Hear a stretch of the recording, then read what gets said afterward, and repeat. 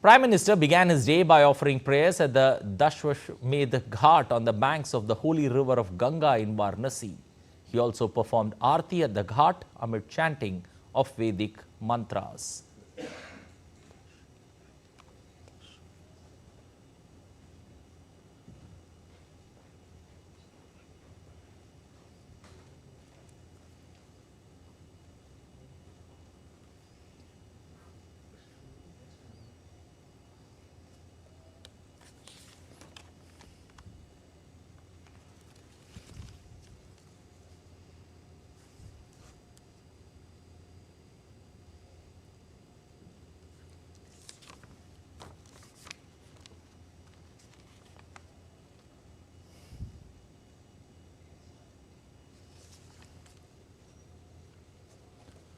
Earlier, the Prime Minister, in a social media post, said his relationship with Varanasi was inseparable and incomparable.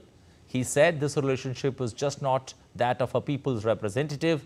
It is a spiritual one, and I cannot describe it in words. The Prime Minister also shared a video of his previous visits to the spiritual city. The video also showed him performing puja and darshan along with many of his roadshows during his various visits to the city.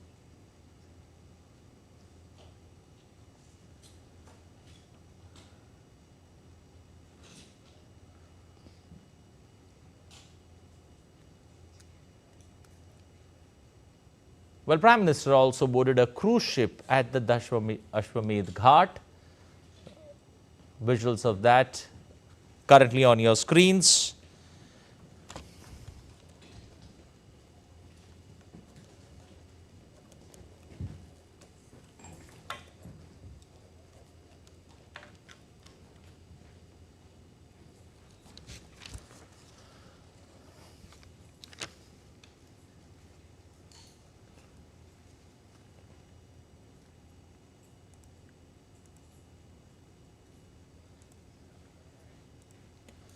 Well, the visuals there of the Prime Minister earlier in this morning. The Prime Minister on Monday had a big road show that stretched over 5 kilometers.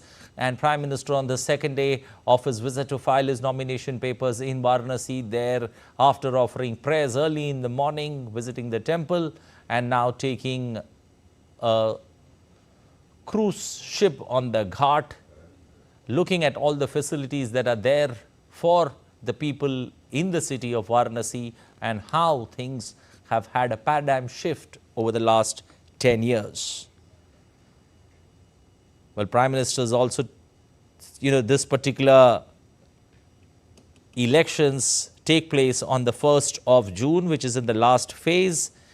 And this seat of Varanasi is predominantly being held by national parties, the BJP and the Congress, over various periods of time. The regional forces have always tried but have never managed to win the seat of Varanasi.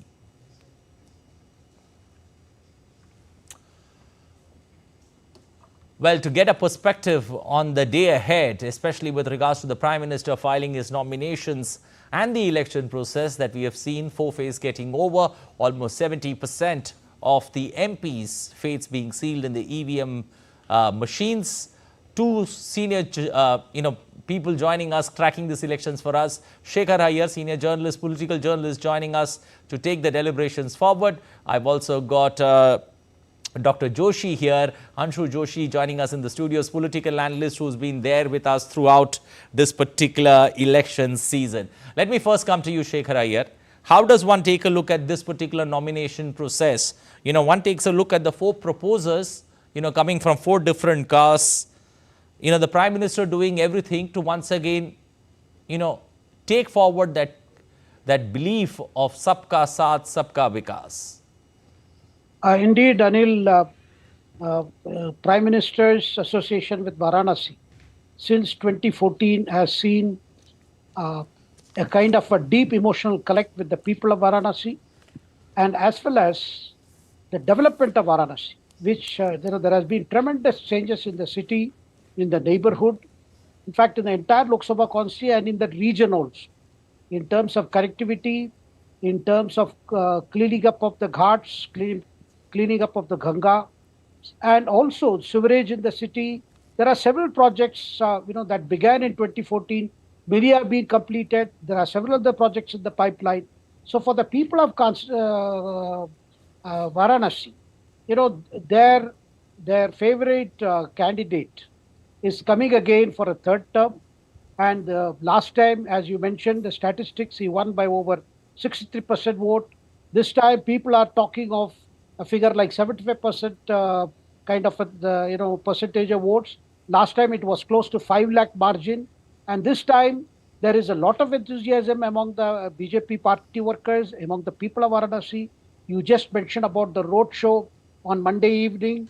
You can see the kind of I can say a kind of a bonding that the people of that constituency are feeling towards the Prime Minister. And I wish to make one more point, Anil. You know, Prime Minister has never taken that constituency for granted. In fact, wherever he has represented, either as a Chief Minister or as the Prime Minister has always carried out the duty and responsibility of a parliamentarian towards his constituency. That is why, his frequent visit to Varanasi, taking stock of the progress of the development projects, as well as talking to the people, getting feedback of what needs to be done there. Of course, some of the mega projects that have already made big headlines and attracted so many thousands of people to Varanasi, like your Vishwanath Corridor project, which was such a big challenge. And today, people are surprised. A Varanasi that has always defied change, that has defied order, cleanliness is particularly, all those places all these three areas have undergone change. And the footfalls in Varanasi has gone up, I am told, by a number of times, therefore bringing in a lot of economic activity in Varanasi and around. Anil.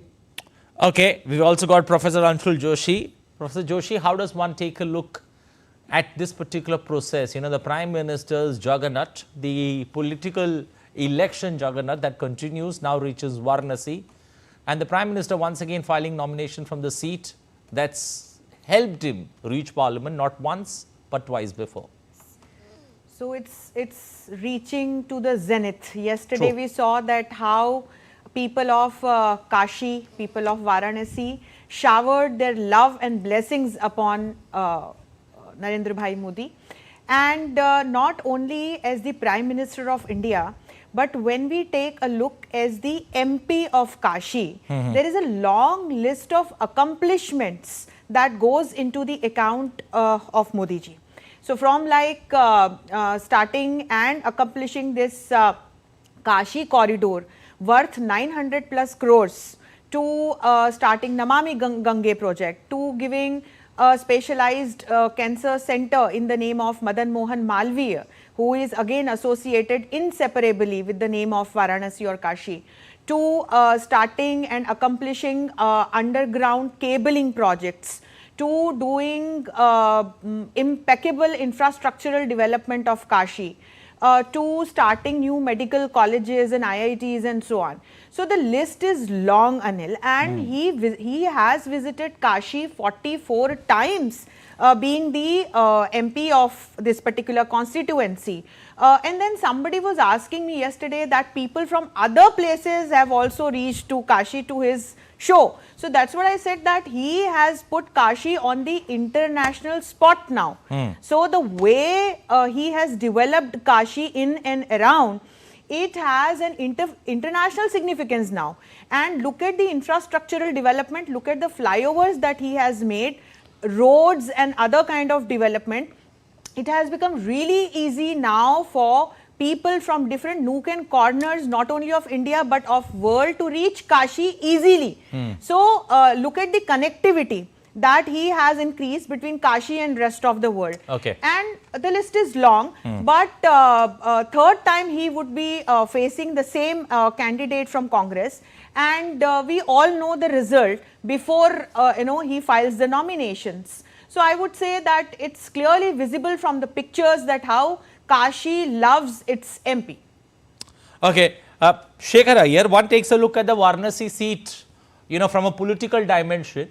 It's been generally ruled by the national forces. What's the reason that though there are regional forces like the Samajwadi Party or the BSP, who are regional satraps in Uttar Pradesh, have never managed to get a foothold on the Varanasi seat in particular. Why is it that people of Varanasi have always trusted the national parties? Anil, Varanasi is actually a mini India. People from different states, people speaking different languages have made Varanasi their home. And therefore, the sentiments there are more of a national kind. Yes, regional parties have played their part in many assembly elections before the arrival of Modi ji in that constituency. See, with Modi ji becoming their representative in the Lok Sabha since 2014, there has been a tremendous change in the chemistry of the constituency, as well as and the physical, the infrastructure facilities that have come up over the last 10 years. So people do not see a need for looking for an alternative when they feel with Prime Minister himself representing that constituency, there has been a lot of attention. And as I said earlier, people general feeling in Varanasi or in Kasi used to be, nothing can be changed here. If the drains are choked, let them remain choked. If there is a problem with sewer lines, nobody can help it. The overall approach seems to be, okay, yahan kuch nahi ho sakta types. But that Prime Minister has, completely changed. He has made the people of Varanasi feel proud of their city. It is one of the ancient cities of this world. A city that has seen several, I would say several developments, several changes, and has a great civilizational, history. True. Such a constituency, unfortunately, did not cater to the modern requirement needed. A person like the Prime Minister himself to, take up that challenge in Varanasi. And when he adopted Varanasi, he made it very clear, it is Ganga Ma who has called me. That kind of an appeal where he felt that it was his beholden duty to bring about changes in Varanasi, improve the quality of, civic life, improve facilities for people, whether it is hospital, educational institutions, better connectivity. And with the better connectivity, what has happened is that pilgrim city has now become a kind of a great, I would say, religious tourist spot. So people from all over the country and world are coming there to see what has happened in Varanasi. The changes in Varanasi, particularly Anil, has been keeping it with the tradition so that there is a complete, I would call, fusion of modernity as well as ancient tradition and ancient spiritual values that the city has represented. Okay. Dr. Anshul Joshi, one takes a look at the election battle in 2024. See the candidates in the fray challenging the Prime Minister. Is there a sense, we've seen a 56% vote share for the winning candidate in 2014, that swelled to 63% in 2019. And looking at the challenge that's there, presently, do you see this percentage swelling further, or Prime Minister keeping it steady there at 63%, the winning margin? Anil, we have to look at the gradual change and increase in this percentage first and foremost, like you have mentioned. And to understand this, we have to understand the overall picture of the politics of Uttar Pradesh. Uttar Pradesh gives 80 seats to Lok Sabha. In last Lok Sabha elections in 2019, BJP and its associates now have 66 out of 80 seats in Lok Sabha.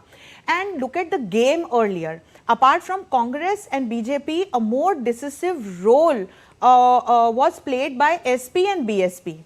But you look at the change in this nature of the role being played by these regional players now, this time in 2024's elections. It was clear in assembly elections itself how the people gave their unanimous mandate to Yogi Adityanath's government. True. So, considering this, considering the overall picture, number of seats, and still Modi ji is ambitious about those rest of the seats that are still not won by BJP in Uttar Pradesh. So, look at the strike of BJP as a party in Uttar Pradesh presently. Looking at that, I would say that Modi ji will try his level best to increase this, vote share and the margin of, victory. Okay, let me rephrase that to you, Shekhar Iyer. Looking at a 63% vote share that the Prime Minister managed in 2019, one takes a look at the seat in particular right from 1952 when the first elections were held. take a look at the numbers there for the seat of Varanasi. The biggest win has been scored by the Janata Party in 1977, 66%. Do you see the possibility of the Prime Minister surpassing that number this time around in 2024? No, definitely there is a great effort by the BJP rank and file to see that this time Prime Minister's victory margin and total number of votes polled for the Prime Minister is historic. I mean, I hear figures like 75%. I mean, that kind of a very high figure is being mentioned. I think more than the percentage, I think what is the message that is coming across is, you see, when Modi ji came to Varanasi, he was not someone who had deep roots in Uttar Pradesh. He belonged to Gujarat. He was Gujarat Chief Minister for 13 years and then decided that he must take that plunge and come to Uttar Pradesh. So in 2014, you saw he contesting both from Varanasi as well as from Vadodara. And then subsequently, after his victory in both the seats, he gave up Vadodara. Since then, what you have seen is Prime Minister completely adapted himself to the task of, rebuilding of Uttar Pradesh, to the task of regeneration of Varanasi. I am talking of regeneration because it is not simply, the roads were widened, over bridges were built or flyovers were built. It's not like that. More than that, I think the people of Varanasi had to feel that everything is possible. They can be very much proud of their city. And Prime Minister, right from 2014, he gave the call for Swachh Bharat. And that Swachh Bharat had a very special dimension for the city of Varanasi. See, an ancient city like Varanasi has always defied town planners, municipal administrators as to how to do things there. Because, there was a time when electricity wires used to hang around the city, sometimes causing accident. The first task was to see that all those electricity wires hanging around the city were all made underground. So each of those steps that were then improvement of sewerage, because a lot of sewerage is to flow into the Ganga. So treatment plants were set up. So if you look at the way the development activity has gone there, it has taken into account the sentiments associated with Varanasi. This was the Prime Minister's desire that Varanasi should be treated in such a special way. The religious values, the spiritual values attached with that city must be kept in mind while bringing about these changes.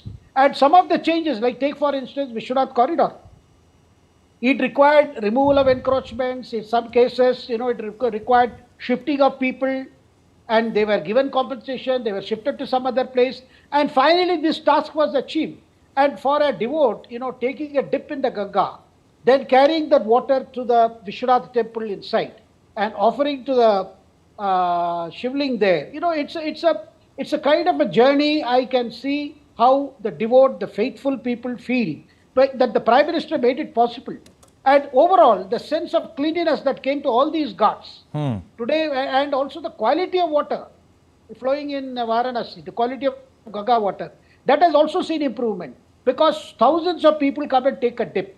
That means that place required a special treatment because, and also, particularly there are cremation grounds where proper disposal of the, bodies after cremation or the final remains, mortal remains, all that required an approach, required educating the people.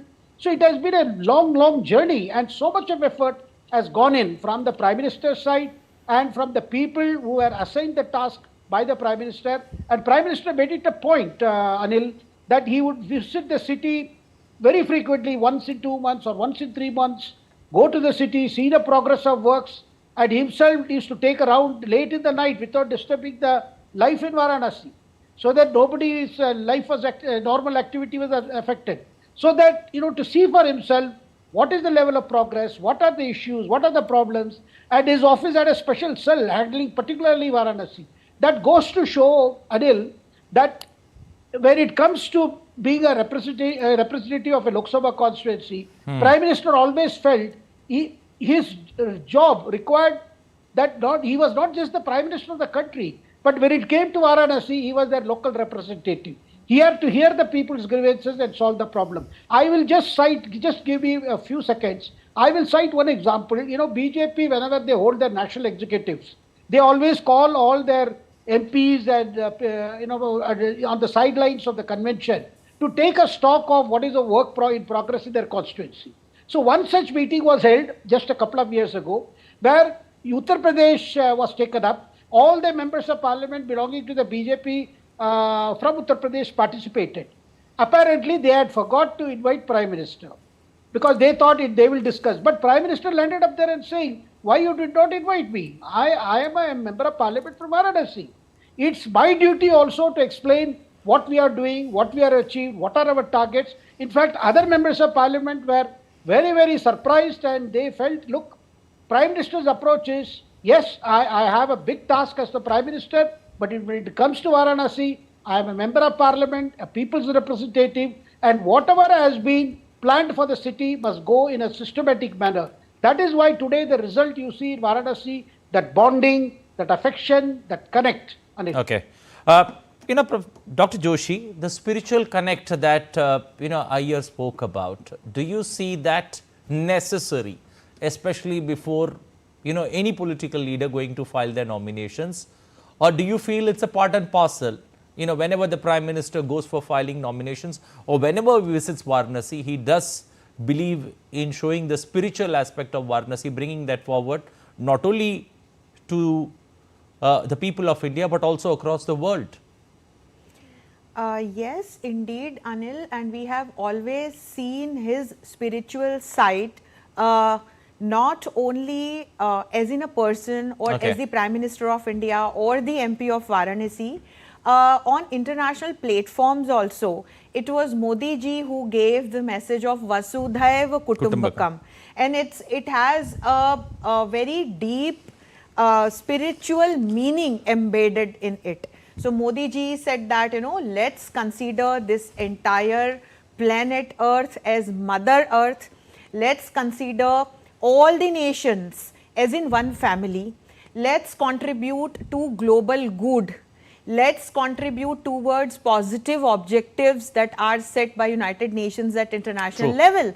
Because I teach international relations. So I do see a lot of spiritual contribution in this particular dimension by Modi ji.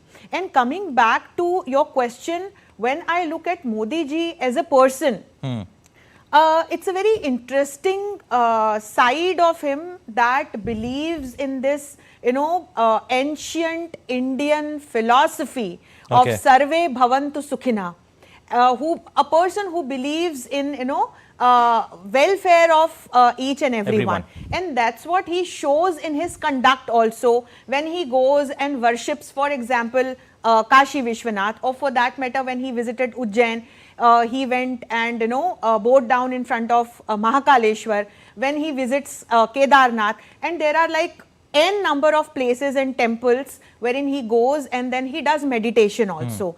But I would also like to, take your attention towards one interesting fact, that in 2014, when he went to file his nomination, it was an unauspicious nakshatra at that point in time. It was Bhadra.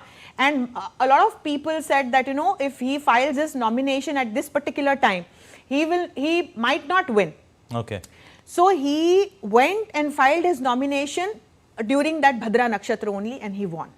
So that's what he tries to convey to all of us, that we have to believe in that spiritual self of ourselves and not, such kind of practices. Okay, Mr. Iyer, now looking at, the big show of strength that we are seeing in Varanasi, that's where all the political action is. If you look at all TV channels across mediums, the fact that Prime Minister's nomination is not only followed in India, but also across international channels. First of all, the significance, the big messaging when it comes to the elections of 2024, the Prime Minister doing it just after the fourth phase getting over and before the fifth. How does, one take a look at the election battle that's gone by and what's ahead? Definitely, Anil, there is a very big political message that today, not only top BJP leaders, including Amit Shah, Rajnath Singh and other party leaders are present, but they have also invited all the NDA alliance partners and as well as representatives from these parties, and chief ministers, BJP chief ministers are there. and also some of the alliance chief ministers are also there. The whole idea is to convey a message that with the four phases of elections over, NDA is in a very formidable position, is all set for the remaining 3 phases, as well as is confident that it will get the people's mandate. And that people's mandate is not about just Varanasi, but it about for the entire country. Such a messaging Prime Minister has always done. He did it in 2019 also. Other colleagues were there, other NDA colleagues were there. This time too, the message is, look, the confidence that the Prime Minister has exuded in number of interviews that he has given, the rallies that he has addressed, he feels that BJP has gone to the people on the basis of achievements of the last 10 years and particularly its commitment to some of the core issues that were put forth in the previous manifestos, and also the fact that the manifesto of the BJP for 2024 looks at the Viksit Bharat as a concept, as an achievable reality. That is when India completes 100 years of independence in 2047. For that to happen, what must be done in the next 5 years, next 10 years, next 15 years? So that kind of what is called a vision approach, which the Prime Minister has always made it an important key element in all the projects that have been conceived and that are being implemented. And the idea is to convey, look, opposition may say a lot of things. That there has been a heavy social media campaign, that the BJP is losing steam. The last 3 phases were not that good. There has been lower turnout. Now, all that, whatever the opposition has sought to, create an impression. Okay. That impression is not true. That is the big message of Prime Minister's nomination from Varanasi. Okay, Dr. Joshi, let me just flip that question for you. Do you see the narrative that's especially built on social media? Today's elections are more played out on social media and AI that we see. Do you see that narrative? Over the last 4 phases, the voting percentage is not looking good, though more people have voted. Okay, all those things, with this particular show of strength, the Prime Minister is saying, it does not matter what the numbers are. We still got 3 phases left. We still are very much, whatever the opposition says, it's a neck-to-neck battle if the opposition claim it is. Otherwise, we are far, far ahead. First and foremost, where is the opposition? And whatever we are, looking at this... said social media. Yes, on social media. And interestingly, there are a lot of claims being made on social media, and we all know this, side effect of social claims media. And counterclaims. But at the same time, Anil, the True. person who is living on the grassroots level, a common man, just consider yourself, or I would consider myself.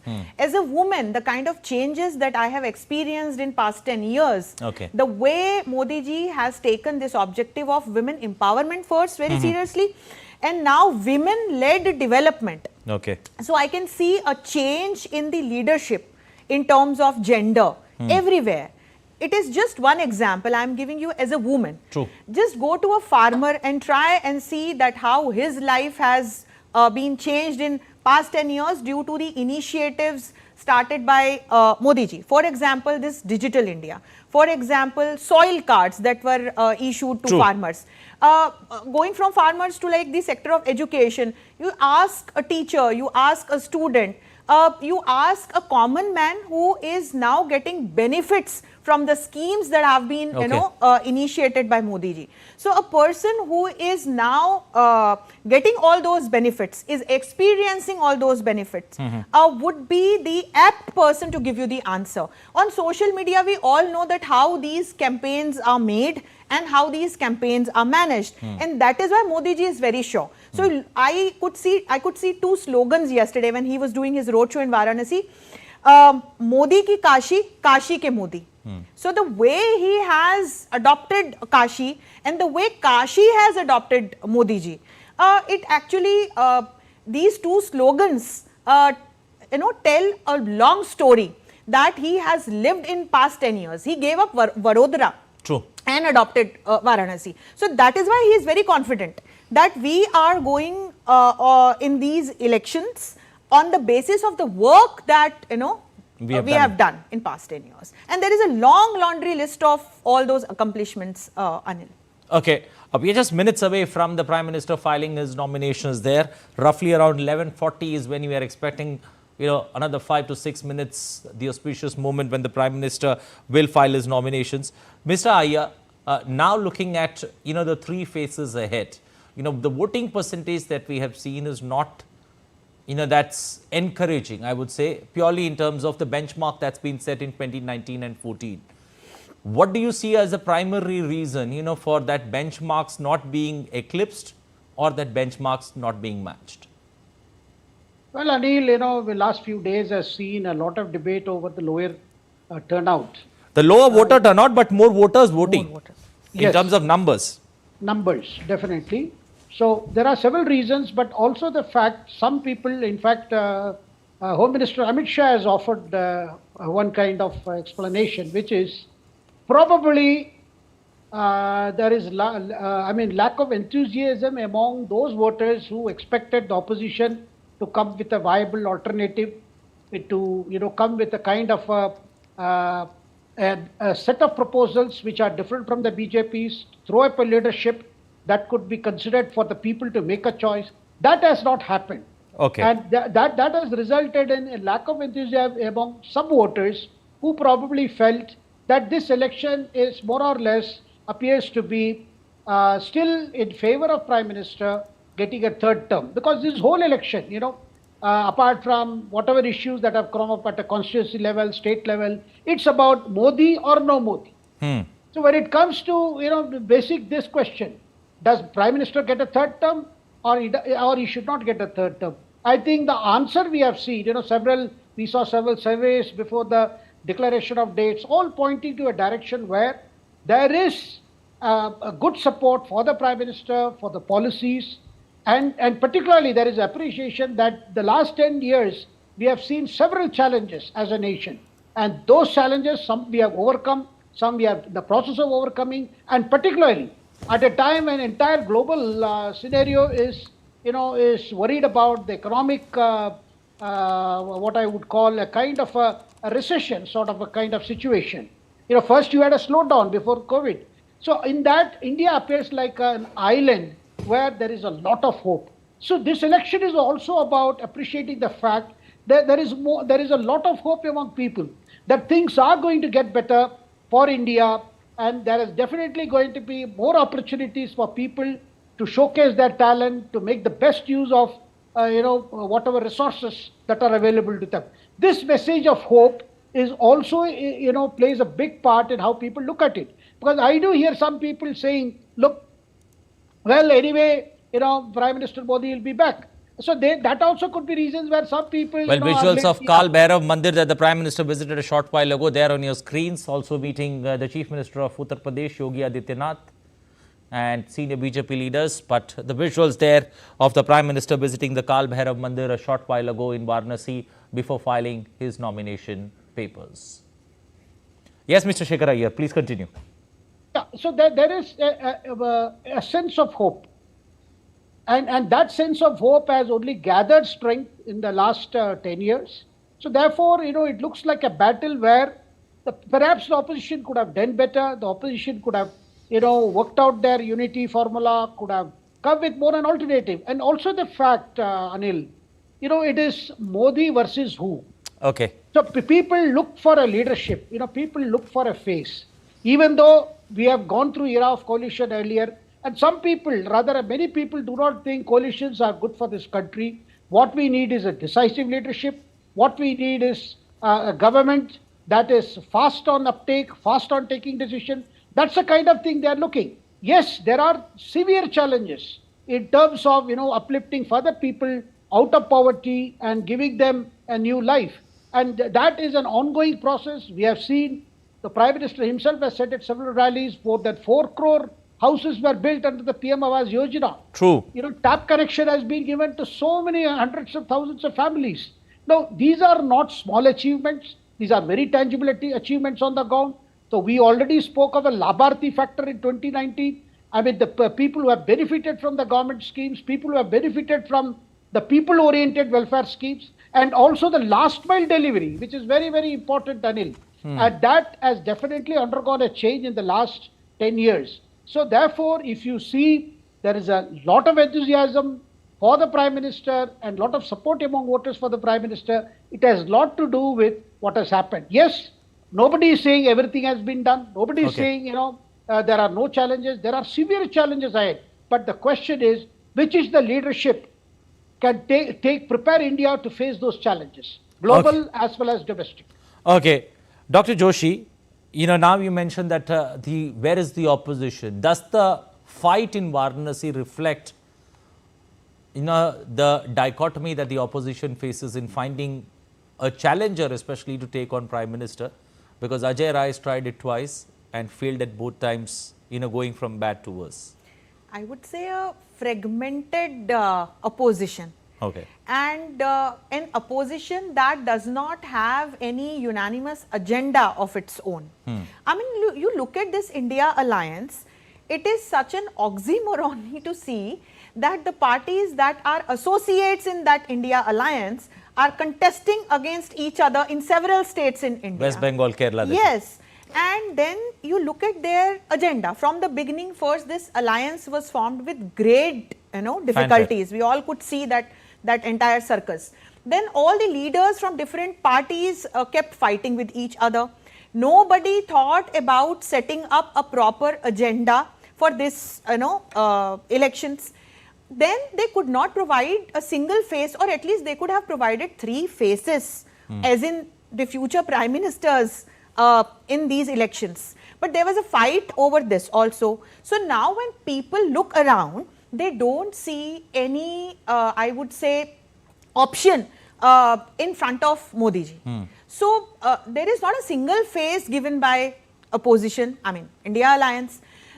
This entire alliance is fragmented. Okay. Then look at the regional players who play on the basis of caste and this demographic distribution in different constituencies. I would not name the parties. So there are such kind of players also. So they try and take votes of their partners only from this alliance. So that is the reason the result is reflected in the Varanasi constituency. Okay. Mr. Iyer, I was listening to, one of those fence sitters in this elections of 2024, their interview with one of those agencies. Well, at this point of time, let's cut across live. The Prime Minister arriving there at the collectorate office to file his nomination papers. Well, live visuals there from Varanasi, and the Prime Minister all set there to once again, for a third term, looking at Varanasi. To win from Varanasi, his seat comes in the 7th and last phase of India's parliamentary elections. That's on 1st of June. The counting of votes take place on the 4th of June. The Prime Minister there fighting from Varanasi.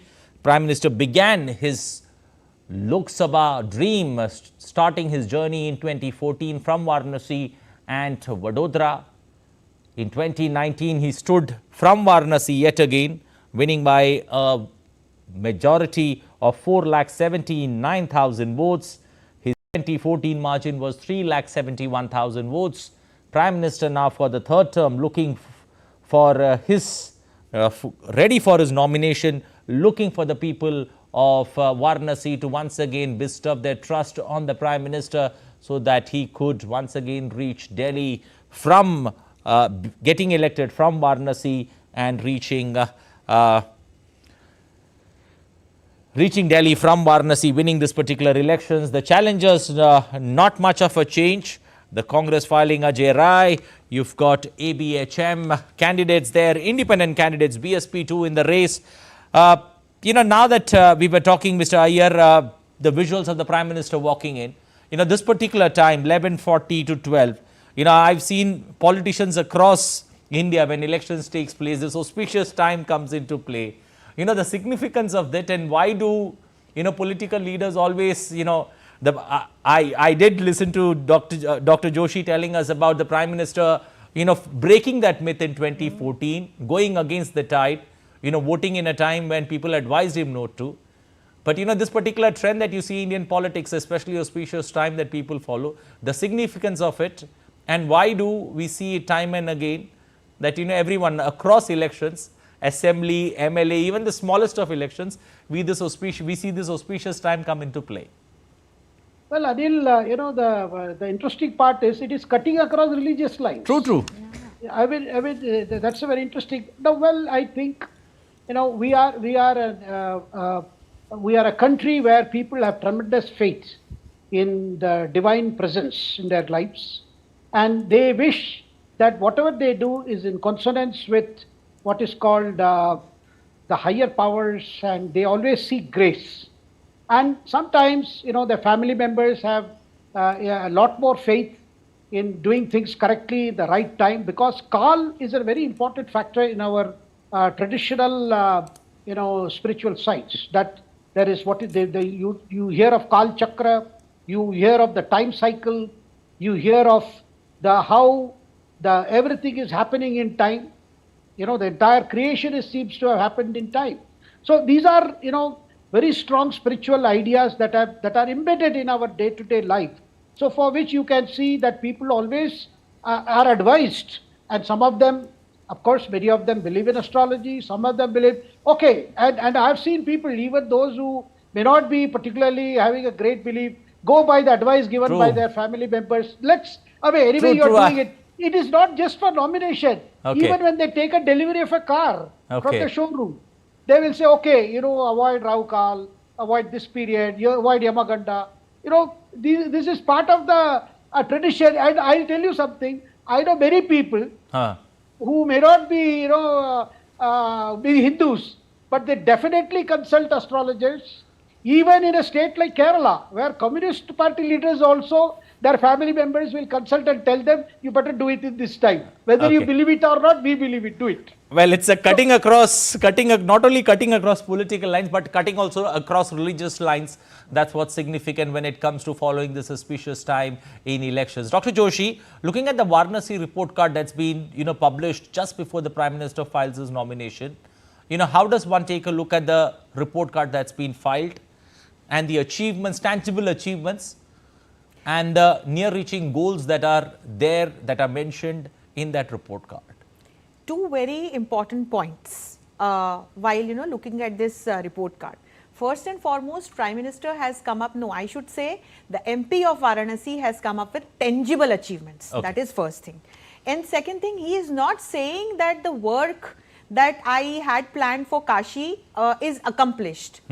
He has said that it's only the start, it's only the beginning, and there is a long list of work to be done.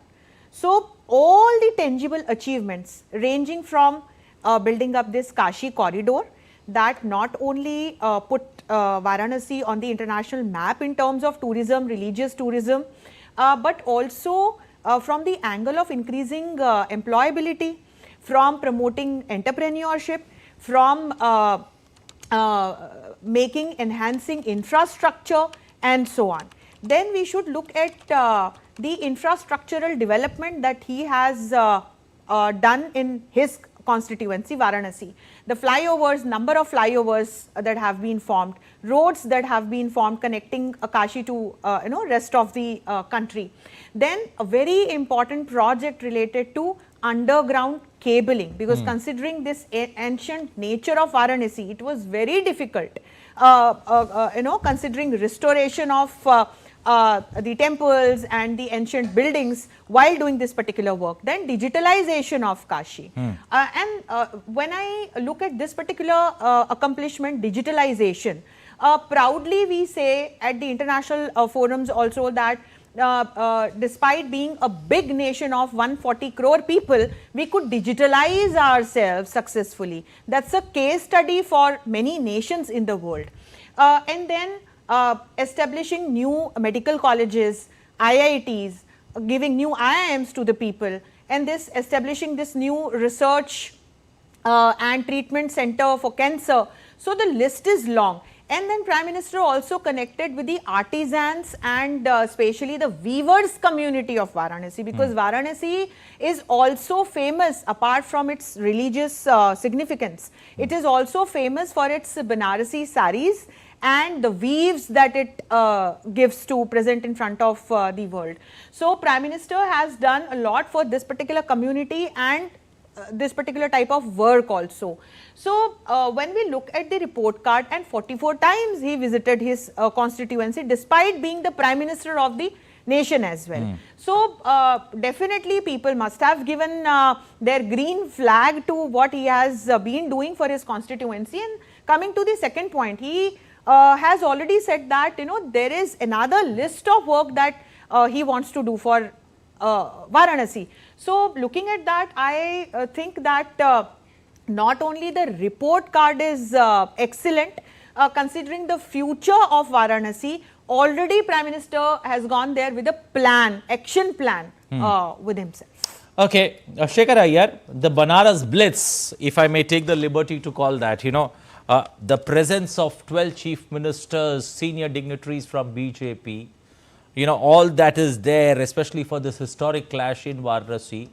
How does one purely look at this show of strength that the BJP and the NDA has put together? Well, it is in a way giving a message, not just to Varanasi, as I said earlier, it's a message to the entire country. That today the BJP, given its size, to its presence in different states, the fact that it is in power in so many states, and there are chief ministers from all these states who are here.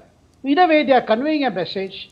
They are here for the Prime Minister's third term and to carry out all the plans that the Prime Minister has in his third term, which he has often spoke of big decisions to be taken in the first 100 days. Prime Minister said it several times. And the confidence in which the party has gone to the electorate, particularly on the basis of their performance, some of the tangible benefits that are before the people, and to convey that what the Prime Minister always says, double engine sarkar. When you have a government which is tuned to the larger objectives before the country, both at the national level, at the state level, you can see the pace of progress is very fast. Because Prime Minister keeps saying that this country can no longer wait. We have to move faster. A lot of things have been achieved and a lot more needs to be achieved. One of the regrets of the Prime Minister has always been a lot could have been done in previous years. A lot of things could have been set right. But somehow, the approach has been, just a lot of ad hocism that has come to rule our life.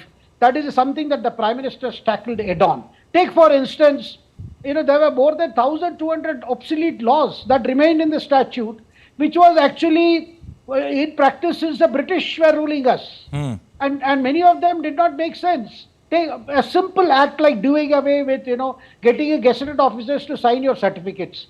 You'd see how many, students, young boys and girls have been saved of this harassment of finding a gazetted officer to attach their mark sheets for presenting in for admission process. So, there are so many little things which has made things easier.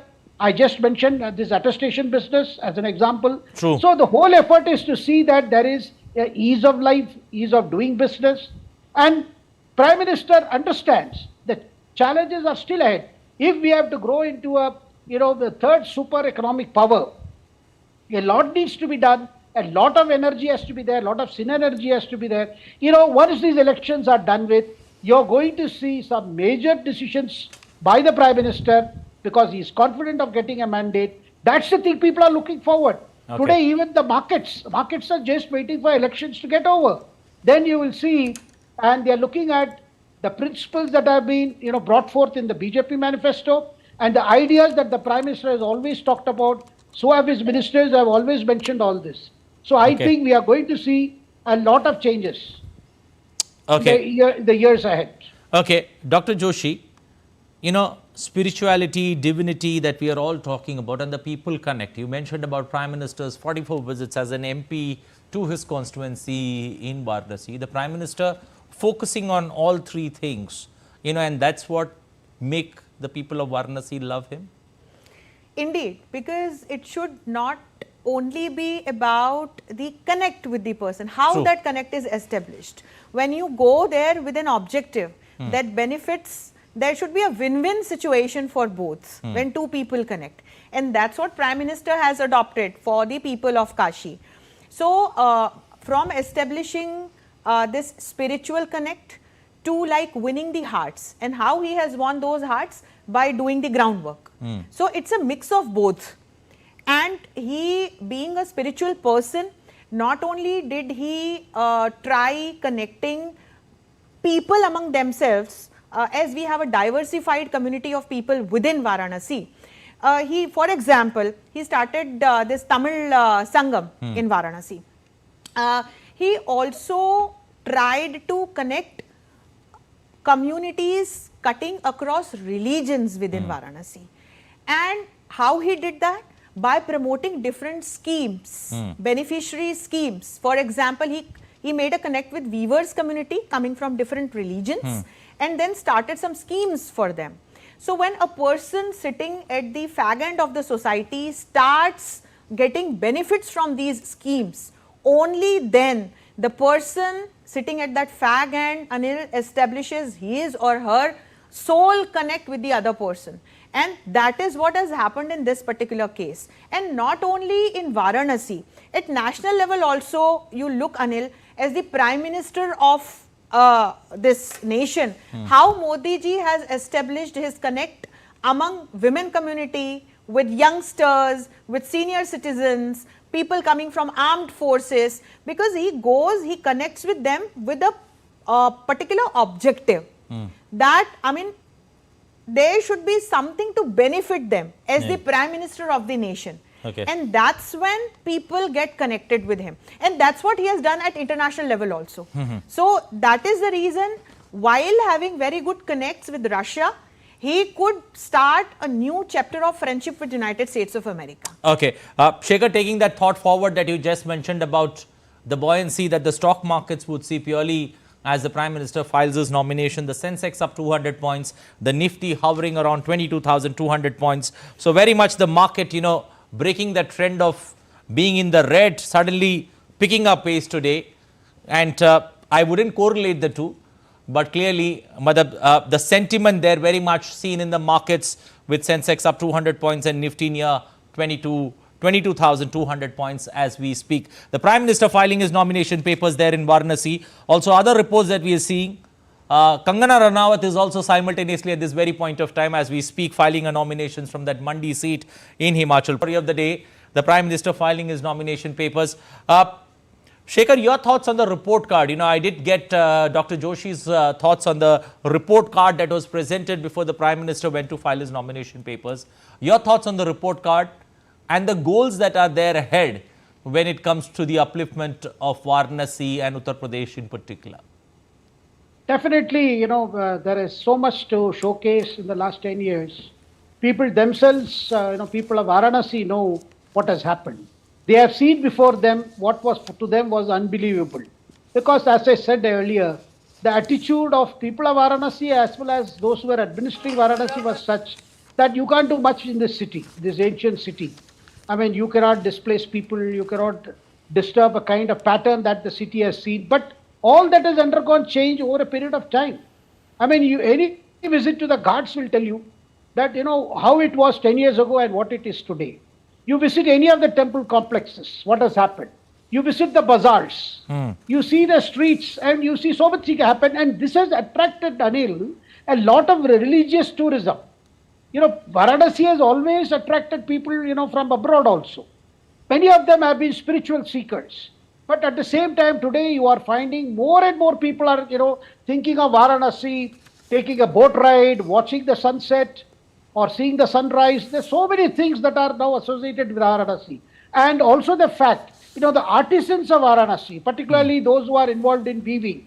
There has been special, weaving centers, special centers to showcase their talent and efforts to promote the export of handicrafts from Varanasi and from the region, not just Varanasi, but around the region. So you can see the traditional arts have been encouraged, traditional craftsmen have been given a lot of support. So overall, there is a sense that development of Varanasi is not about widening roads or cleaning up the sewerage. It's also about people. It's also making available opportunities for people, and that has happened. That is why today people feel, with Prime Minister, again choosing Varanasi for his third term, they are going to see a greater development. The same thing is happening in Ayodhya also. After the Prana Pratishtha of Ram temple there, it is also developing into a big tourist complex. A lot of people are coming. When there is a flow of tourism, Okay. definitely there is a growth story. That growth story is not confined to that particular city. It affects at least half a dozen districts around that place. So you are seeing Varanasi, you are going to see it Ayodhya also. So, and it is already happening. Since January, the footfalls in Ayodhya has gone up by, I am told more than 1 million people have already visited Ayodhya. So you can see that all these places which are connected with our tradition, getting a modern look, getting modern facilities, and people, when they visit these places, they get connected to our ancient traditions, our faith system, which just fill them with a lot of things that they have heard from their grandmothers and sometimes even from their great grandmothers. So there is what I would call about Ayodhya or Kasi. Kasi, is a place where it has been dream of people even down south, at least to make it once in their lifetime. Like people would like to visit the Vatican once, or people would like to visit Mecca, Medina once. Similarly, Varanasi has always had that among our elderly citizens that they should make it. Today, several state governments have made special facilities for elder citizens to come there, and there are organizations, NGOs who are taking care of that. In a sense, you can see developmental activity has completely changed, the Varanasi. And that is what people today Well, Shekhar, I'll feel. just ask you to hold your thoughts there. At this point of time, inside the collectorate office, the Prime Minister, they're sitting with the proposers who are going to, propose his name there. The Prime Minister presenting the document there before the collectorate there at this point of time. Live visuals before you. Well, these are not live visuals. These are deferred live visuals that we are getting for you. The Prime Minister filing his nomination papers there from Varanasi looking for a third term from the state of Uttar Pradesh. That sends 80 members of parliament or MPs to Delhi.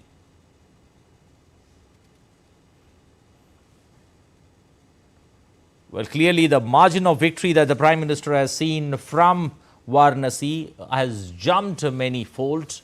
If one takes a look at the two previous occasions when the Prime Minister fought from the seat, this time around, the Banaras blitz that's been put together there, the Prime Minister looks all ready for that historic clash. It's a big... और मैं भारत की प्रभुता और अखंडता अक्षुण्ण रखूंगा।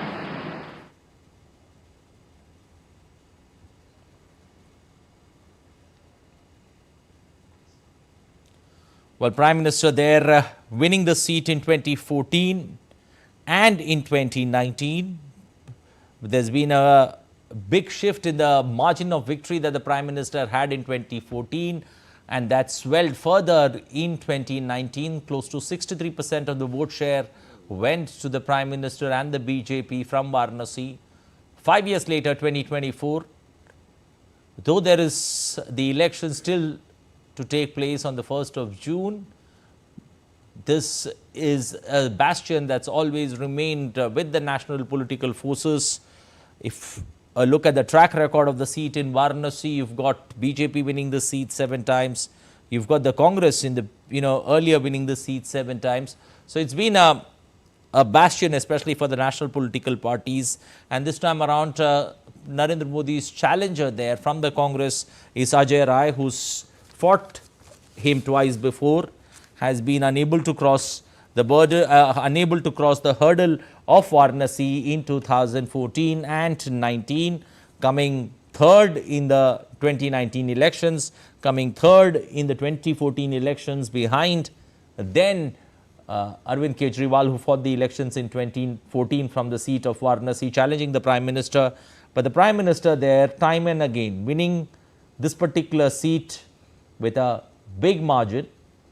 3,71,000 was his winning margin in 2014. That was roughly around 56% of the vote share. A over 7% jump that we have seen in 2019.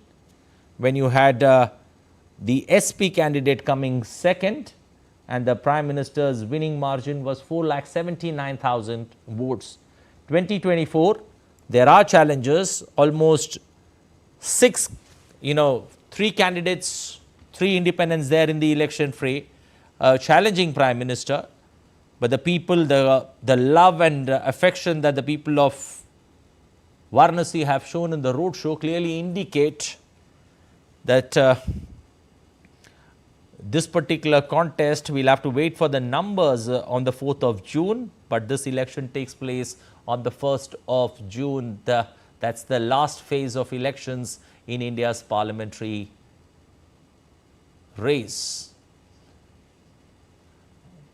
Well, we still got our two guests with us in the studios, Dr. Anshul Joshi, political analyst, Shekhar Iyer, senior journalist, joining us. Shekhar, you were saying something. I did stop you. Please go ahead. Well, Anil, when you see this process, getting a cross-section of the people of Varanasi to propose Prime Minister's name is also sending a message that how the Prime Minister believes in strong symbolism, even an act of, proposing his nomination, to send a message that the Prime Minister's approach is to see that all sections of the people are represented in whatever is done in this country. It is not about cultivating one section or the other section. The broad message, as he has always maintained, when it comes to governance issues, sabka saath, sabka vishwas, or sabka prayas, that the whole part, we need the support of all people, all sections. And once the din of this election, battle gets over, you will see that all these issues that were, talked about, controversies that were raised, and sometimes, which are requiring election commission intervention, those will become a thing of the past, because the period that we are going to enter now from 2024 onwards to 2029, we are going to see so many things. For instance, there is going to be a big challenge called delimitation, which has to take place after 26, after the census work is done. Then empowerment of women by, allocating women's reservation in the parliamentary system. That is, 1/3 of the seats will have to be reserved for women. So these are very big challenges. Even delimitation, there are fears about some representation of some states will go up because of population. Those will all have to be, taken together, see that every state's concern is addressed, some kind of a formula is evolved. I'm just giving this example because, Anil, the challenges that are there ahead, that will require a lot of political consensus, a lot of political dialogue, and also engaging people, removing their apprehensions. These are some of the tasks that the Prime Minister is gearing up in the third term. Okay. Dr. Joshi, the two people accompanying the Prime Minister, one is Uttar Pradesh Chief Minister Yogi Adityanath, the BJP State President Chaudhry Bhupendra Singh accompanying the Prime Minister there. The four proposers, from four different castes. What's the messaging, the symbolic message that the Prime Minister here sends to all those people watching these live visuals on television, on social media? What's the big political messaging here? That's a very significant aspect, and people should be made aware of this. In 2014 also, he had his proposals coming from different sections of the society, from like Channulal Mishraji to a professor, a normal activist also. In 2019, the Dome Raja of Manikarnika Ghat of Varanasi was one of the proposers. So basically, inclusivity and democratization are the two significant objectives for which our Prime Minister constantly works. And this is visible not only while choosing the proposers for his nominations, he does the same thing at national level as well as international level. So he actually gives a message that each and every person coming from a different section of society is necessary for this society, is necessary for the development of this nation. And then while doing so, when he ensures inclusivity in terms of gender, in terms of region, in terms of religion, in terms of professions that people have, and so on, he then moves towards his larger goal of democratization. So democratic values in their true senses. So once you achieve that objective of inclusivity, then you can move forward to democratize your objectives, wherein each and every person can then contribute towards each and every objective. So when he says that sabka saath, sabka vishwas, sabka prayas, so it is about that, contributing to the larger goals of social goods and national goods. Shekhar Iyer, now when we look ahead, especially as the wheels of the dance of democracy continue, we are 3 steps away. We finished 4. We are 3 steps away from counting day on June 4th. How do you see, what's the narrative that you've seen across the 4 phases? And do you see somewhere a change in strategy that the opposition brings about, or for that matter, regional forces bringing something different? And how do you see the political journey ahead in the next 3 phases? Well, Anil, so far, the narrative that has been sought to be set by the opposition is that the BJP will not get a majority on its own, that the Prime Minister will have difficulty in finding numbers for to stake claim for a 3rd term. True. And you have had opposition leaders ranging from Rahul Gandhi to Kharge giving different figures. Rahul Gandhi feels BJP may not get 150, Priyanka feels not more than 180, Kharge feels not more than 200, and Arvind Kejriwal feels between 240 to 50, but still he won't make it. That is on one side. On the other, we have seen Prime Minister in rally after rally and in interviews that he has given, he says people are going to give a decisive mandate, and that is going to be a mandate for rapid progress of this country, a mandate for Viksit Bharat. So between these 2 narratives, you will see that this will again get played out in every phase of this election. And finally, the Varanasi is going to polls on June 1st. So before then, even today, as soon as the nomination process is over, Prime Minister will be flying to Jharkhand to resume his campaigning. So it is a tireless effort by the Prime Minister, where he has been crisscrossing across the country. So have the opposition leaders. They have also been visiting different areas in order to, to see that they are able to put up at least a last-minute good fight against the ruling NDA combination. Well, this is as you said, it's a festival of our democracy. A lot of things are said and done in the heat of this election campaign. But finally, when the results come out on June 1st, whatever the results, you will see all the political parties will definitely realize that they have to accept the verdict of the people. And that is important because, an attempt was also made to challenge the integrity of the EVMs. True. But Supreme Court did not entertain that. Supreme Court did not see any reason for some of the arguments, even some talked of going back to the ballot paper. And Supreme Court came hard on those petitioners who were even suggesting that. So therefore, we have a robust system, a system that is supervised by Election Commission, a system that employs technology to see that the mandate reflects the will of the people. Anil. Well, staying with this particular story, especially when it comes to the Prime Minister filing his nominations papers there from Varanasi for a record 3rd term that the Prime Minister is seeking from Varanasi. Dr. Joshi, what's been the trend? You've been with us for this election journey that began almost on the 1st of April. How do you track this election journey? Do you see any twists and turns, especially when it comes to the Prime Minister and his messaging in this election campaigning? Or do you feel, the opposition has been trying to shift his goalpost, which has been doing across elections, and, derailing the so-called election process that has completed 4th phase? Throughout all these phases, Anil, cutting across different states in India, we have seen that how different statements and issues cropped up between 2 phases. And you are absolutely right. Looking at the opposition, it seems that more than proposing their own objectives or their own agenda or their own manifesto to the people of this nation, they are busy in attacking Prime Minister Modi. And that is what is, I think, taking them, setting them back. Because people, voters of this time are smart enough to know that who has done what for them and what is planned for them. So there were different interesting statements, there were controversial statements, and then there were different kind of campaigns also that we saw. Coming to the candidates that were chosen, so BJP in itself this time changed some candidates in some very popular constituencies wherein, you know, those candidates were the sitting MPs, and the party gave opportunity to new candidates. For example, Bhopal in Madhya Pradesh. There are many such seats. So there are people from within BJP who definitely are not happy with this kind of a decision and so on. And opposition, you know, took benefit of this. But again, when I look at this entire alliance called India Alliance, I would again say that it is fragmented, and that is why BJP is getting benefit out of it.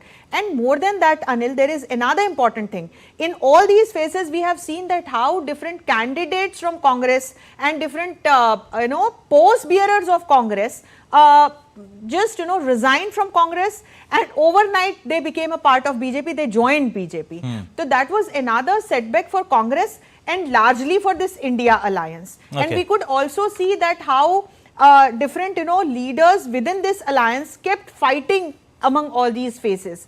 So looking at, you know, what was going on, and as a voter, I would say that there were interesting observations, but then definitely the voter is looking at the work that has been done for them in past 10 years. Okay, the voter is looking for the work that's been done for them in the last 10 years, and that's significant because that's what matters at the end of the day. Shekhar Iyer, you know, now that we are into the fifth phase of this particular battle, almost the southern part of India has completed voting, with Andhra and Telangana completing the journey in phase 4. You know, the Prime Minister is focused very heavily on the southern part of India. How do you see, you know, southern India, you know, after Karnataka, you know, looking further down, you know, how does one see the journey or the blooming of the BJP down south, and the significance and the stress that the Prime Minister has laid on southern part of India? Definitely, Anil, this time BJP is very, very confident because of the efforts that have been put in, not only by their cadres, but at the highest level by the Prime Minister. Particularly, attention was paid this time to Tamil Nadu and Kerala. These are states where the BJP feels there is a huge potential, and that the BJP must provide an alternative to the two fronts in Kerala, and as well as two Dravidian parties in Tamil Nadu, both DMK and ADMK. At this time, BJP led an alliance on its own, because after ADMK decided to go it alone. So we have seen parties like PMK, Patali Makkal Katchi joining the alliance led by the BJP in Tamil Nadu. And definitely after because the elections took place in the first phase, that is April 19th in Tamil Nadu and 26th in Kerala. Since then, everything is locked up in the EVM. But the mood is one of, you know, some kind of a confidence. At least say in Kerala, the BJP cadres are looking forward to some kind of a positive, you know, results from at least two constituencies, like say Thiruvananthapuram or Thrissur. Similarly, in Tamil Nadu, there are at least, I can name at least half a dozen constituencies where both either BJP or its allies are very confident that they could open their account. Okay. Dr. Joshi, you know, now that we are into the fifth phase of this particular elections, we are looking at, you know, the challenge, especially when it comes to that 400 target that the, you know, that's been set, you know, which could be some of the interesting states that, you know, we could look forward to purely in terms of, you know, contributing to BJP? Contributing or helping, you know, in the larger scale. We've touched on southern part of India, but looking at the larger picture, how does one look at the target of 400, that being feasible and achievable for the BJP and the NDA in particular? Yes. So it's for the whole NDA first and foremost. Now you look at BJP's standing and its strike rate in different states within the nation. So far, we have seen that how in states like Madhya Pradesh and Rajasthan, state like Haryana, or for that matter, I mean, all these northern states, BJP has been doing really well. But still, there are certain number of seats that are still not being won by BJP. So BJP is first and foremost looking at those seats that could still be won by BJP in these elections. So that's where from these additional seats, now BJP might be looking at this magical number of 400. Now let's move towards down south, Anil. So far, it was a belief that BJP does not stand anywhere in South. But now when you look at all these southern states, this time that's what most of the experts are also believing, and BJP has this confidence that it will win some seats in the states of Kerala, or for that matter in Tamil Nadu.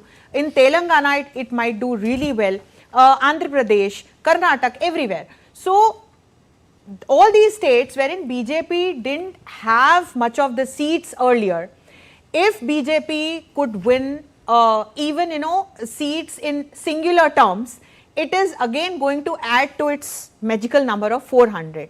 My only concern is related to the seats that are being won by BJP in one after the other elections in past 2 elections. For example, take the case of Madhya Pradesh itself. There was only 1 seat that was won by Congress last time.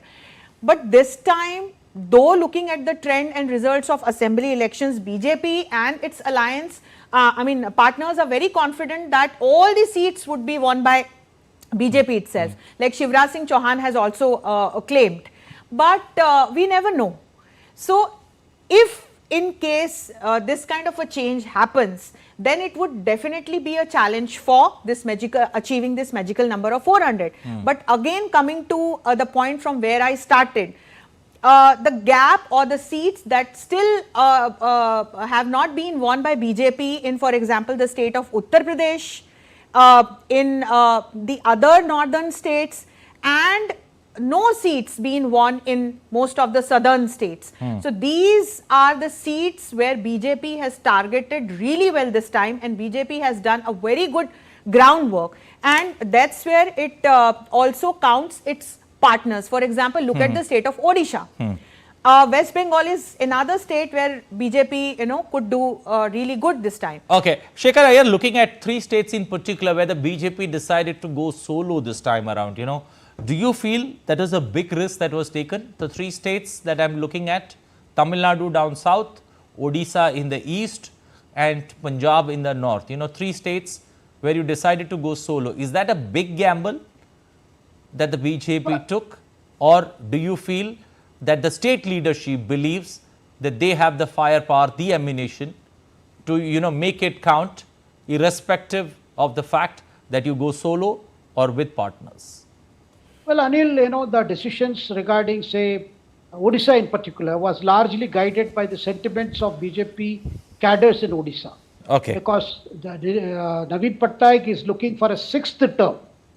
And the constant feed from the BJP cadres in Odisha was there are several anti-incumbency issues at work, and it is time that BJP should go it alone.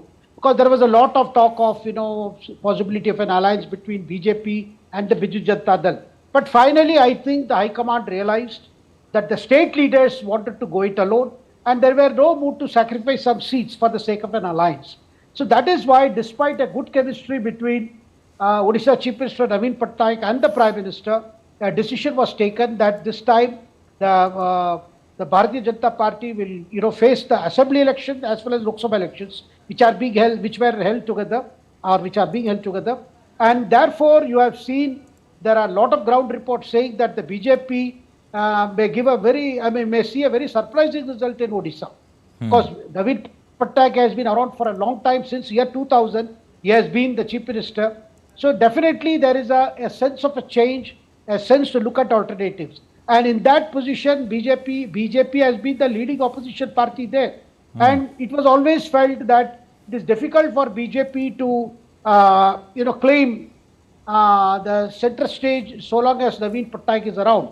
But this time we are seeing there has been a very, I would say, a very calculated decision in bowing to the respected wishes of the rank and file of the BJP, that today the BJP central leadership decided to face the Odisha voters on their own. When it comes to Tamil Nadu, a situation was created by AADMK leader Edappadi Palaniswamy deciding to go it alone, and saying that they probably felt they would do better in southern districts, and with the fear that minority votes don't come to them. And ADMK, over the last 5 years, they were so much caught in their inner battle over symbol, the party name and form and all that. and it was BJP which has played the opposition role in Tamil Nadu. You know, the Tamil Nadu BJP President Annamalai undertook a Padayatra as desired by the Prime Minister, explaining to the people what the BJP is. And this was necessary because since the narrative there has always been dominated by what the Dravidian parties tell or the media associated with Dravidian parties tell, it was necessary that Annamalai reached out to voters. That has seen a lot of enthusiasm generated among the BJP cadres, and Prime Minister personally went there when Annamalai concluded the Padayatra. So therefore, a beginning has been made when it comes to Tamil Nadu. As far as Haryana is concerned, you know, there has been, things have been in a dynamics. You just saw Manohar Lal Khattar stepping down for a younger CM, that is Saini, who took over from Manohar Lal Khattar. Of course, now with a few months are left before the assembly elections are held, they are due in October. So you are seeing a lot of permutation, combination happening there. But definitely these elections, since these are parliamentary elections, and they will have a bearing in the assembly elections that are due in 3 states, Maharashtra, Jharkhand, as well as Haryana, which will be held in the October-November period. Anil. Okay. Dr. Joshi, now, you know, one takes a look at the 3 states that we spoke about that the BJP went solo.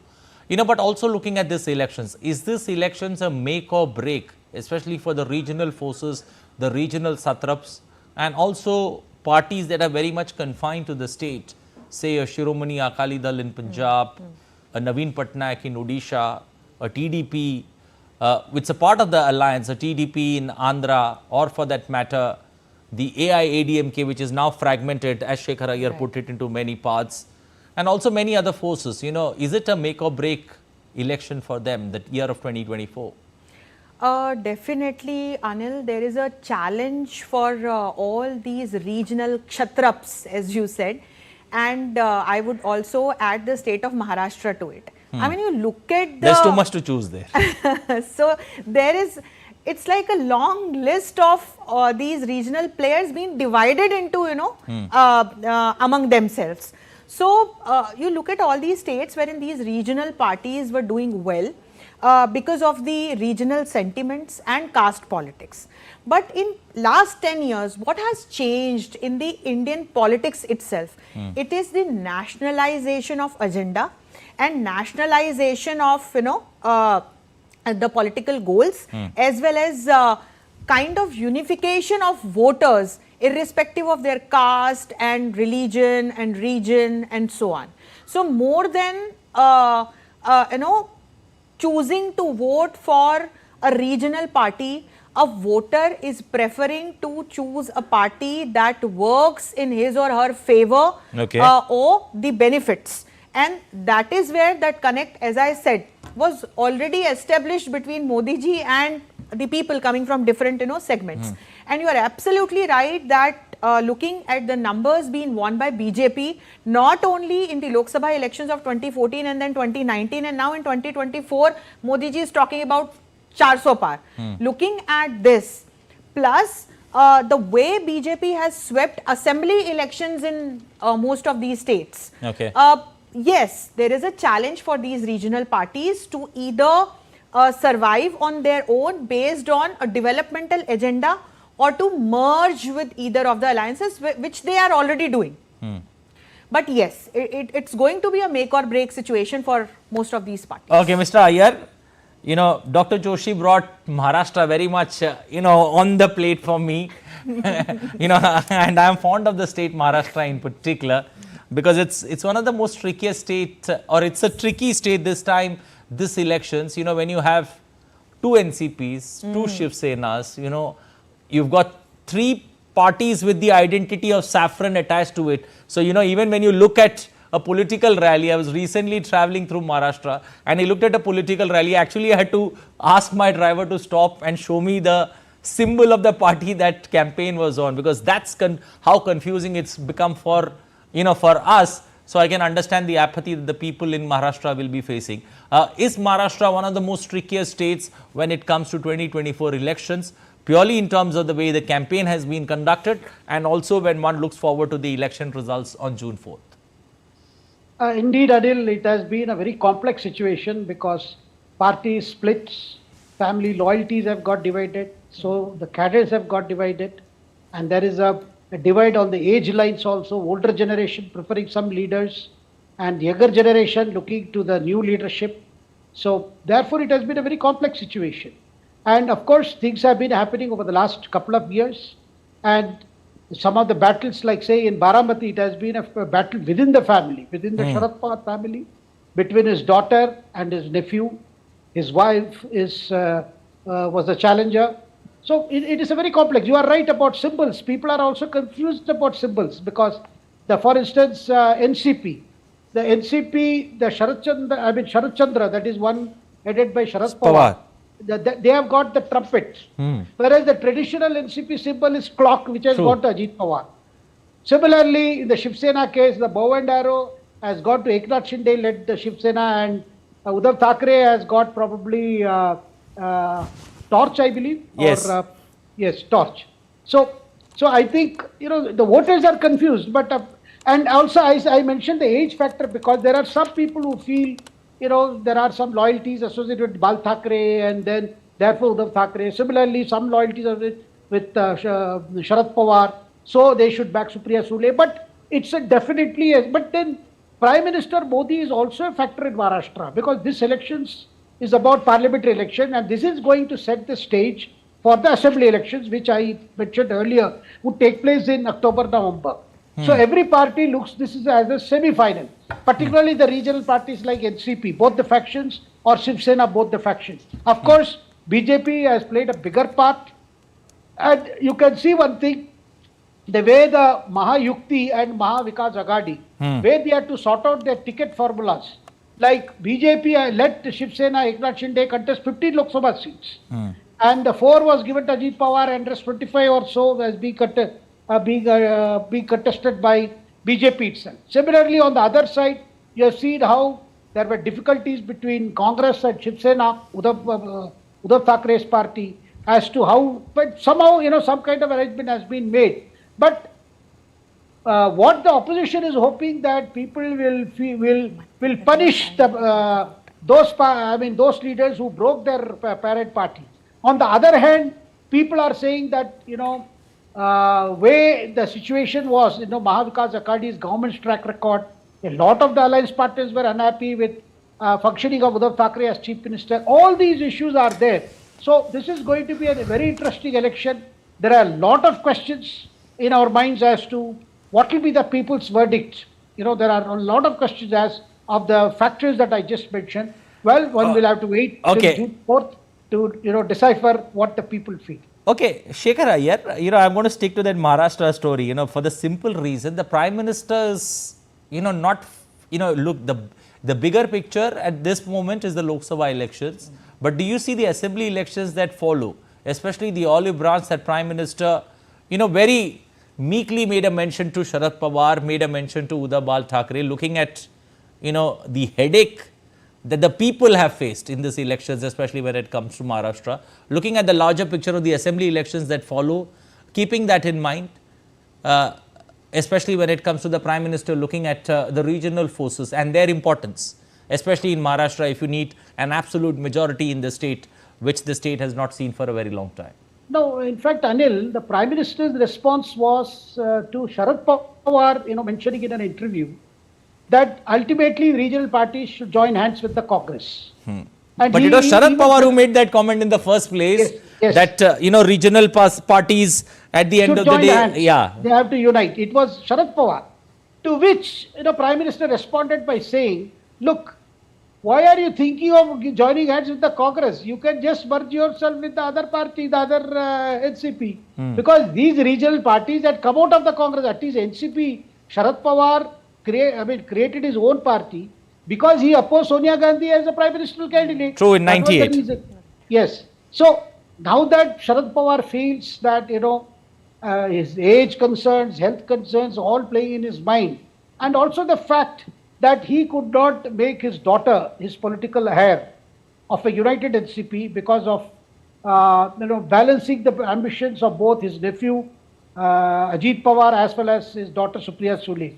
So therefore, the Prime Minister was, look, the future is, you both of us coming together. Similarly, Uddhav Thackeray could have let Eknath Shinde become Chief Minister, but rather his mind was on Aditya Thackeray, his son, trying to project him and get him the chair. And that finally resulted in Uddhav Thackeray himself occupying that chair. See, that is the most interesting battle, because the differences between BJP and Shiv Sena after the 2019 election results, that gave this, that is the genesis of the problem that you have seen in Maharashtra. See, Uddhav Thackeray could have walked out of that alliance before the elections, saying, I want to go it alone. Rather, the vote was sought in the name of the Prime Minister. Prime Minister campaigned for the Shiv Sena BJP alliance. And then after the results, the Shiv Sena walks over to Sharad Pawar. When Sharad Pawar had signaled to BJP also, because of the difficulties that BJP was facing with Shiv Sena, that they were willing to come with the BJP to form the next government in Maharashtra. So, and we have heard several claims and counterclaims, and how on one hand Pawar encouraged Ajit Pawar to negotiate with BJP, and on the other hand he was trying to get Congress and Shiv Sena to come together. See, Congress and Shiv Sena coming together in Maharashtra is also a very big development, because their voter support bases are different. And that is why this time people are asking this question.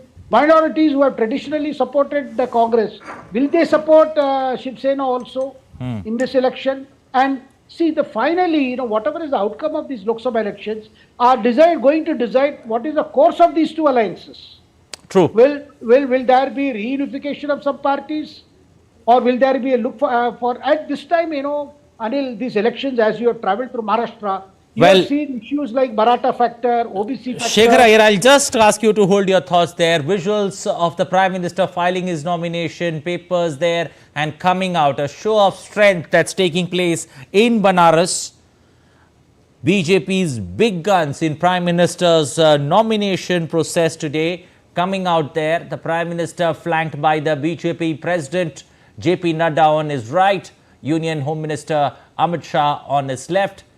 BJP State President of Uttar Pradesh also very much a part, along with the UP Chief Minister there, and other senior leaders and Chief Ministers of various states and NDA allies very much a part of the picture. You see the LJP leader Chirag Paswan, the Ajit Pawar faction of the NCP being represented by Praful Patel there, and also other leaders, the RPI being represented by Ramdas Athavale there, and the chief ministers of various states, BJP ruled states, along with other NDA allies, they're all being a part of this particular Banaras blitz that we have seen, where the Prime Minister has filed his nomination papers for the elections on the 1st of June. Remember, this is the 7th and last phase of India's parliamentary elections. Live visuals there from Varanasi as the Prime Minister leaves the DC's office, the Collectorate's office, after filing his nomination papers. The big elections on the 1st of June. This election in Varanasi is going to be something that not only the people in India but world over will have its attention glued. And the Prime Minister's nomination process today, the way international media and national media have tracked every minute of that story, clearly indicates that this is one hot seat that will catch the world's attention when the EVM machines open on the 4th of June. Well, live visuals there from Varanasi. 12, close to 12 chief ministers and NDA allies, different parties who are part of the National Democratic Alliance, Shiv Sena, the National Congress Party that's been led by Ajit Pawar, Eknath Shinde, you name them, all there offering their support, it's a show of strength that the BJP has done in Varanasi, and the big political messaging, as our experts talked about it, a connect that is being shown, and the strong leadership that the Prime Minister has time and again, spoken about at length, once again in the forefront, as the nomination process is over. And we are ready for one historic clash that's going to take place in Varanasi. There are close to 130 seats in India where you could see tight contest, but Varanasi could be one that could have all political studios buzzing as soon as we get the first numbers, as they trickle down, as they trickle out from those EVM boxes, Varanasi could be the seat that we all would be tracking early morning, right from 8 a.m. in the morning. Results of Varanasi could be something that we all look forward to. The Prime Minister completing his nomination process from Varanasi. The elections, as we mentioned, elections in India across 7 phases. The first phase on 19th April, the second phase on the 26th, the third on the 7th of May, 2 in the month of April, 4 in the month of May, 7th May, 4th phase, 13th of May, 5th phase, 20th of May, where big cities like Mumbai, Navi Mumbai vote, and Maharashtra will be over and out with in the 5th phase of elections. The 6th phase on the 25th of this month, and the final phase, phase 7. This is the first time that elections in India, India's parliamentary elections moving into the month of June, and we've got the 7th and final phase where Varanasi falls in that particular phase, the 7th phase, which will have 57 parliamentary seats, and the elections take place on the 1st of June. The voting takes place, or the counting of votes take place, or the judgment day, or the day India decides. We get to know how those EVM boxes, machines, the numbers as they come out.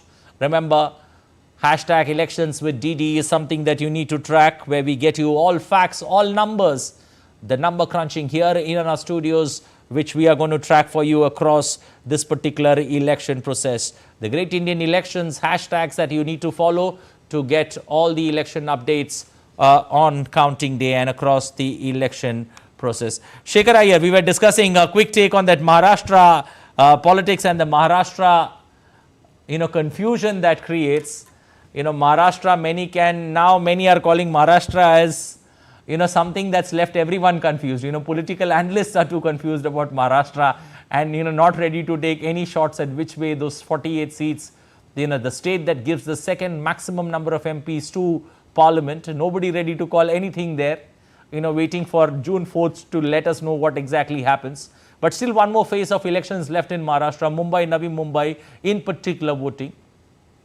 How does one sum up Maharashtra as the biggest headache for all the political parties in the fray in the elections of 2024?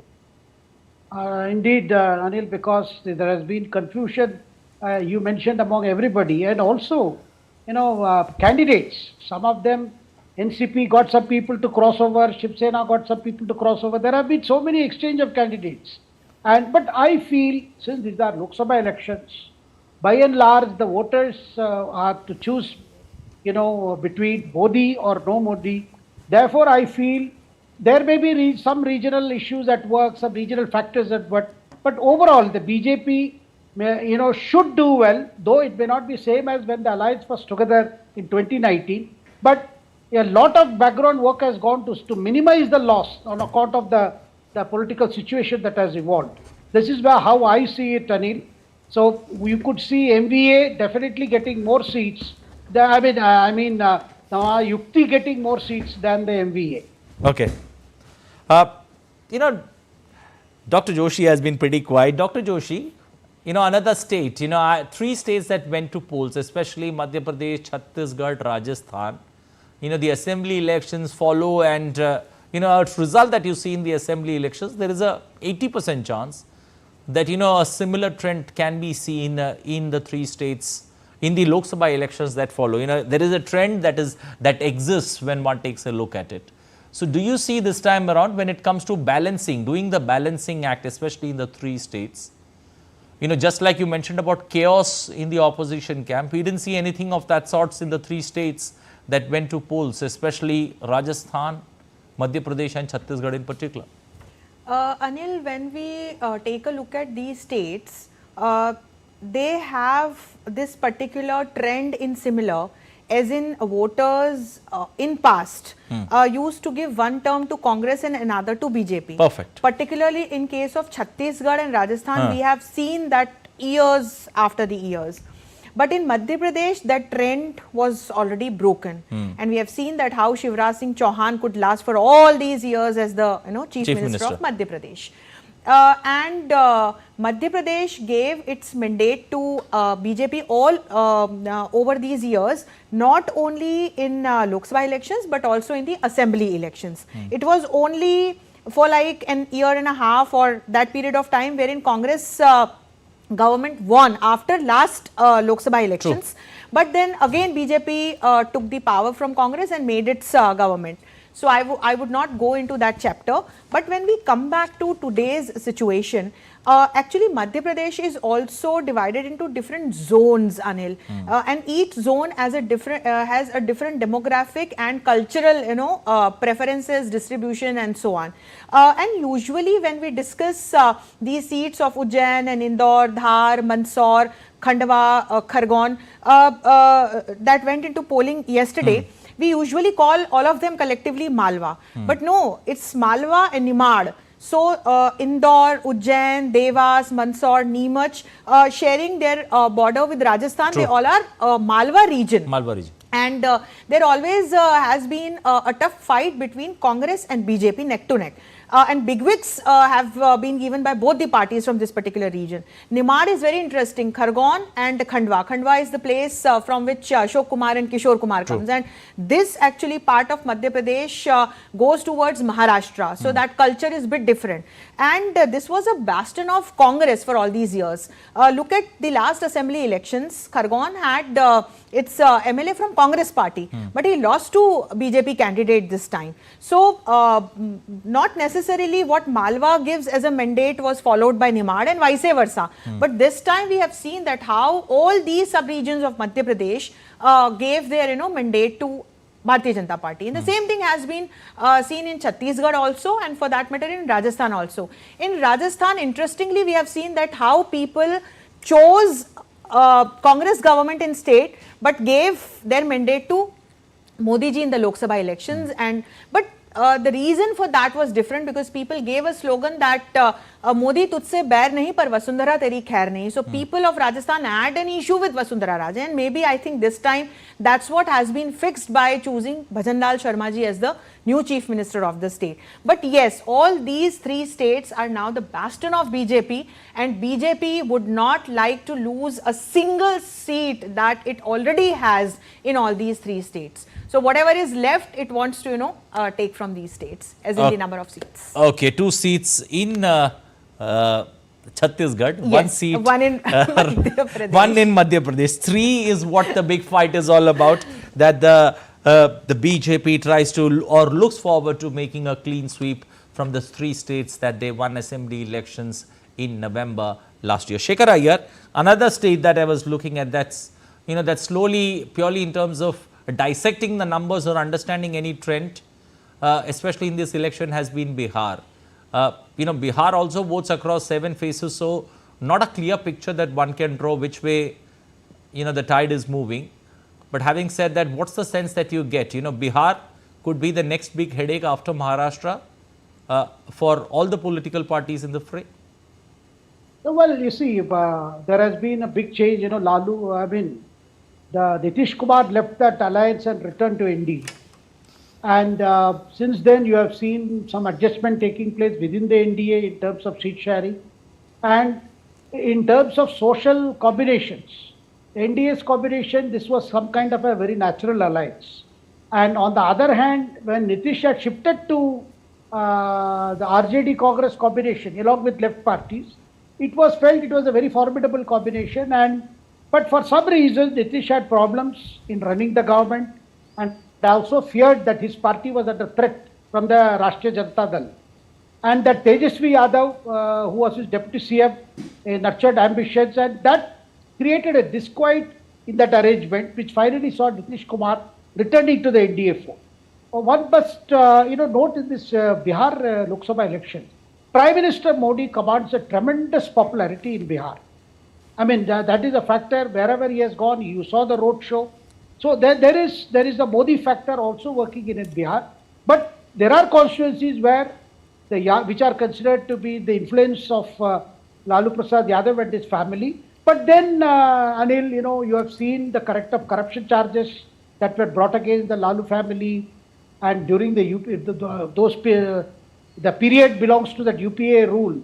So there is a mixed feeling among the electorate as to what should be the combination that should lead the country in Delhi. Yes, there are people who are motivated by the caste loyalties.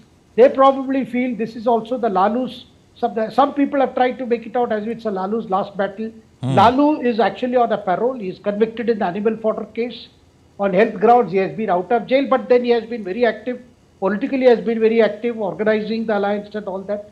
But the very fact that Nitish left the alliance was a setback. And since then, it is the RJD-Congress combination. Congress had a lot of problems with RJD till the last minute. And finally, there was resentment among the Congress cadres that the Congress High Command did not press their case for more number of seats.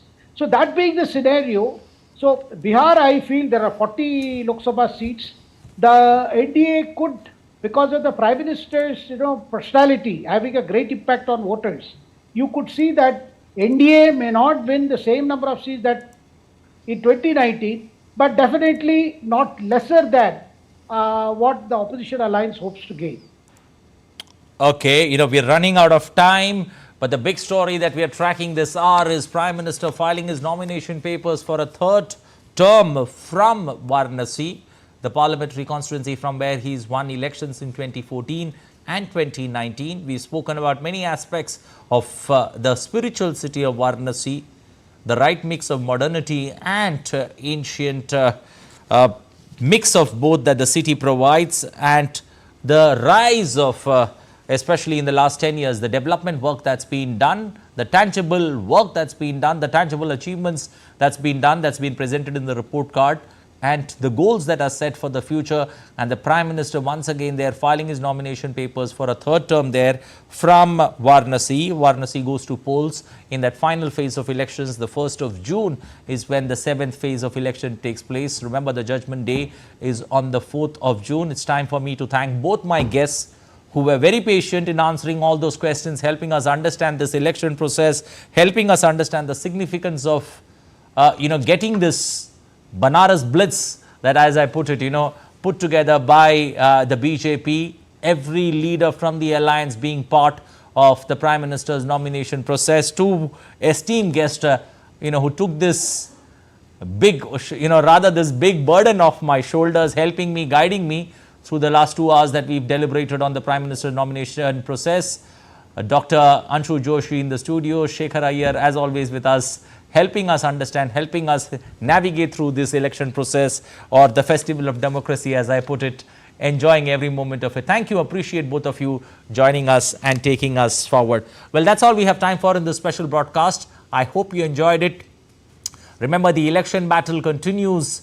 Now we have finished 4 phases. There are still 3 phases. We get you that big match or everyday analysis on states and also the phases of elections at 8:30 p.m. IST on the Great Indian Elections. Also, India Decides and Poll Pulse that we put together, traveling to various cities, talking to people, getting a better sense of what's happening on the ground, getting the pulse of the people as we analyze the elections for you. Do not forget to catch all that action as it unfolds on DD India. Also, that big election counting day plan when India decides on the 4th of June. Remember the hashtag elections with DD, the Great Indian Elections, all hashtags that you need to follow, because we get the numbers right only on DD India. Stay with us. Thanks for watching. Bye-bye. Take care.